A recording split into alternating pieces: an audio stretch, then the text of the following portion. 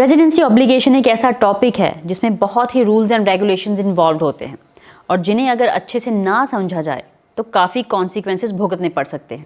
पिछले पॉडकास्ट में हमने रेजिडेंसी ऑब्लिगेशन पर ही डिस्कशन की थी, लेकिन ये एरिया इतना वास्ट है कि उसे एक सेशन में कंप्लीट करना मुश्किल था। इसलिए आज हम लेके आए हैं रेजिडेंसी ऑब्लिगेशन पार्ट 2, ताकि इस टॉपिक पर आपको और क्लैरिटी एंड प्रैक्टिकल एंड साथ ही और इन डेप्थ नॉलेज भी मिले।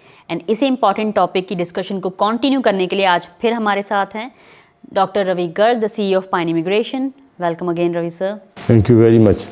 तो सर, इसी डिस्कशन को कंटिन्यू करते हुए पहला सवाल ये पूछना चाहूँगी कि अगर किसी पर्सन ने वो 5 साल कंप्लीट नहीं किए एंड उसका PR कार्ड वैलिड है, तो उसमें उस सिचुएशन में क्या होगा? मतलब can he enter Canada?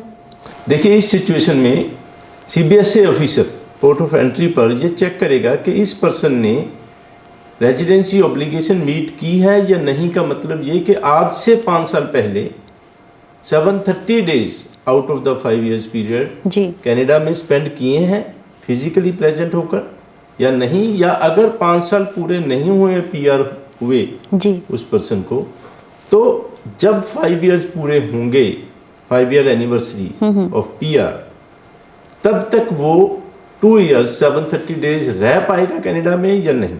Okay. और जैसा आपने कहा कि रेजिडेंसी ऑब्लिगेशन मीट नहीं कर रहा वो पर्सन, तो CBSA ऑफिसर उसके अगेंस्ट एक report, inadmissibility report under section 44 of IRPA, immigration and refugee protection act के सेक्शन 44 में एक इनएडमिसिबिलिटी रिपोर्ट तैयार करके इमिग्रेशन मिनिस्टर को, मतलब इमिग्रेशन डिपार्टमेंट को भेज देगा और कैंसिलेशन ऑफ PR का प्रोसेस शुरू कर देगा। ओके।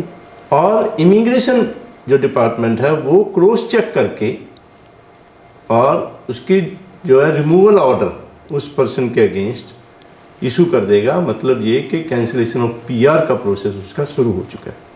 तो मतलब वो एंटर यहाँ कर सकता है, बट लेकिन ओके ठीक है, एंटर जरूर, क्योंकि जब तक उसके लीगल राइट्स एग्जॉस्ट नहीं हो जाते जी, उसकी ऊपर उसको चैलेंज करने के राइट्स जो हैं वो पूरे नहीं हो जाते, PR कैंसिल नहीं हो जाती। अभी कैंसिलेशन ऑफ PR स्टार्ट हुई है प्रोसेस में, जब तक वो या डिटर्मिनेशन जब तक डिसीजन नहीं हो जाता तब तक के लिए वो PR रहेगा और उसे एंटर करने दिया जाएगा। ओके। तो सर, जैसे आपने अभी बोला कि उसके पास राइट्स हैं टू चैलेंज, बिल्कुल, तो सर उस हालत में वो क्या कर सकता है? देखिए, रेजिडेंसी ऑब्लिगेशन मीट ना करने की वजह से लॉस ऑफ PR का जो एक्शन हो रहा है इमिग्रेशन डिपार्टमेंट की तरफ से जी, उसके अगेंस्ट अपील कर सकता है person. Immigration and refugee board of Canada की 3 डिवीजन है, उसमें से IAD का मतलब इमिग्रेशन अपील डिवीजन में। ओके। और वहाँ पर वो अपील करके इसको चैलेंज कर सकता है कि मेरा जो है ये जो व्हाटएवर ग्राउंड्स की इस वजह से मेरी PR कैंसिल नहीं होनी चाहिए। और उसमें से देखिए, इमिग्रेशन डिपार्टमेंट ने तो जो लॉस ऑफ PR का प्रोसेस, कैंसिलेशन ऑफ PR का प्रोसेस ही तभी शुरू किया है क्योंकि 730 डेज वो नहीं रहा कनाडा में। बिल्कुल sir. So definitely there are other reasons, exceptions as well, के ना भी रहा हो तो कुछ एक्सेप्शंस हैं जिसकी हालत में उसे उसको रेजिडेंसी मीट जो किया हुआ माना जाता है। बट अगर वो कंडीशंस नहीं भी मीट करता तो एक HNC का मतलब ह्यूमैनिटेरियन एंड कंपैशनेट ग्राउंड्स पर के मजबूरी की वजह से मैं कनाडा में नहीं आ पाया, कंपेलिंग रीजंस थे, और ह्यूमैनिटेरियन ग्राउंड्स पर इंसानियत के नाते मुझे मेरी PR को कैंसिल ना किया जाए, इन ग्राउंड्स पे वो अपील करेंगे IAD। ओके। तो सर, मेरे दिमाग में एक और सिचुएशन आई है ऐसी कि अगर किसी का PR कार्ड एक्सपायर हो गया एंड वो 730 डेज कनाडा में रह भी नहीं पाया due to some personal reasons, तो सर वो अपने PR कार्ड को रिन्यू कैसे करवाएगा? मतलब अपने PR को वो कैसे मेंटेन कर सकता है? देखिए, इस सिचुएशन में एयरलाइंस अलाउ नहीं करेंगी उसको फ्लाइट लेना और कनाडा में जाना, तो PRTD अप्लाई करेगा। पहले भी हमने पिछले जो एपिसोड में बात की थी, PR ट्रैवल डॉक्यूमेंट जो है वो कनाडा एम्बेसी में अप्लाई करेगा और उसमें व्हाटएवर रीजंस में ज़्यादा जो है HNC रीजंस और reasons why he could not go to Canada earlier, और पहले क्यों नहीं गया और वो 730 डेज क्यों नहीं पूरे किए वहाँ पर, इस रेजिडेंसी ऑब्लिगेशन को क्यों मीट नहीं किया, ओके ये सारा एक्सप्लेन करके सारी प्रॉपर एप्लीकेशन बना के जब लगाएगा तो कनाडा एम्बेसी काफ़ी ज़्यादा चांस होते हैं कि उसको रिफ्यूज़ कर देती है।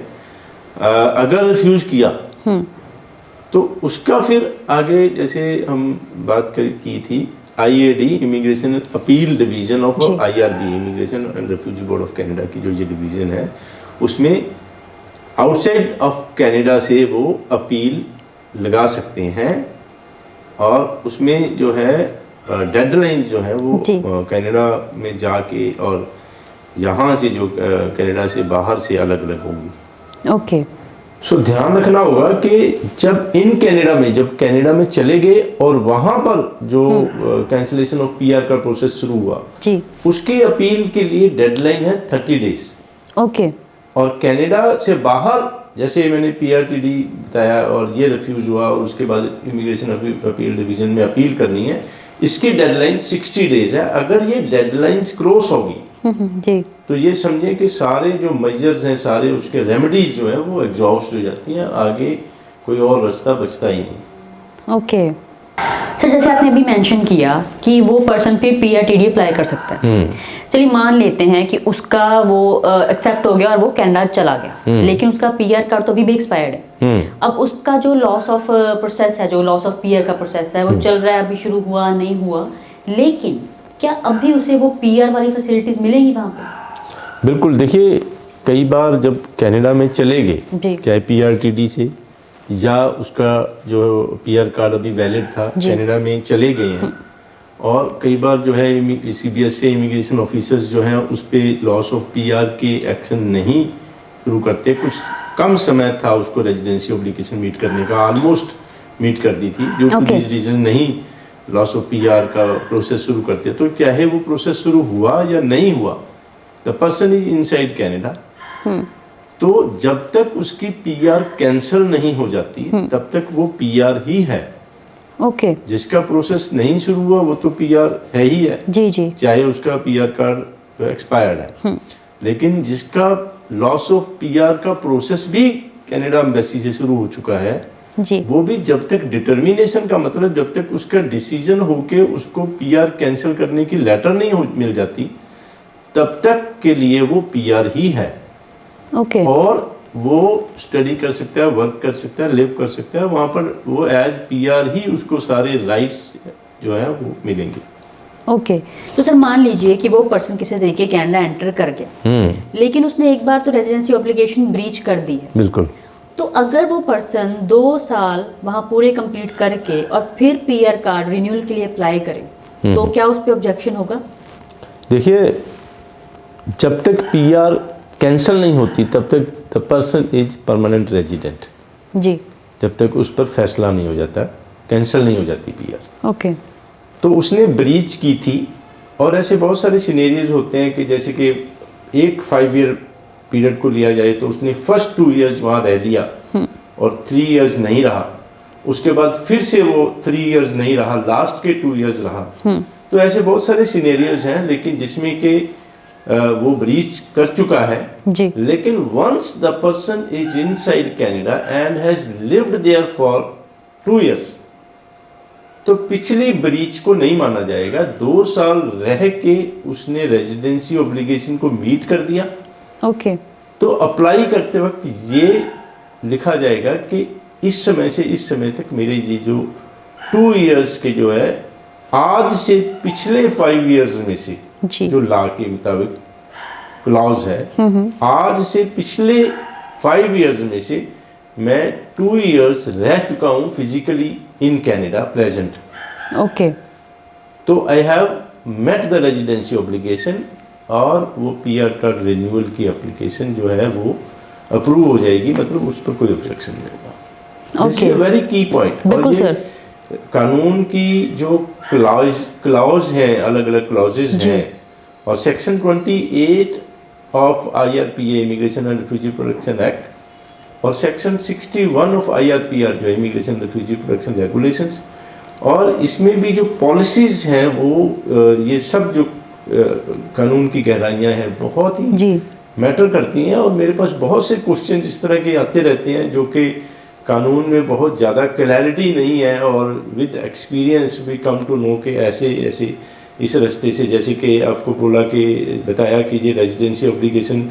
नहीं भी मीट की थी, ब्रीच हो चुकी है जी। पीआर कार्ड वैलिड भी नहीं है, फिर भी वो वहाँ रह के उसके सारे बेनिफिट लेगा। और एडवाइस इसके 2 इयर्स कंप्लीट जरूर कर ले, उससे पहले कनाडा को लीव ना करे। ओके। क्योंकि अगर कनाडा लीव कर दिया 2 इयर्स फिर दोबारा से कंप्लीट नहीं हुए तो वापस फिर नहीं जा पाएंगे।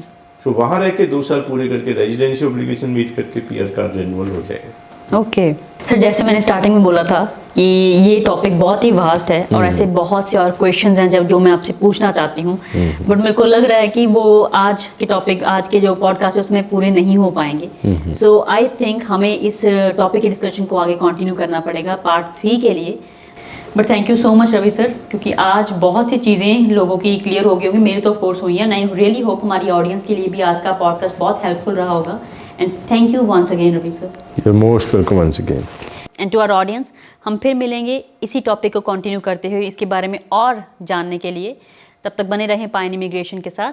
Thank you for watching.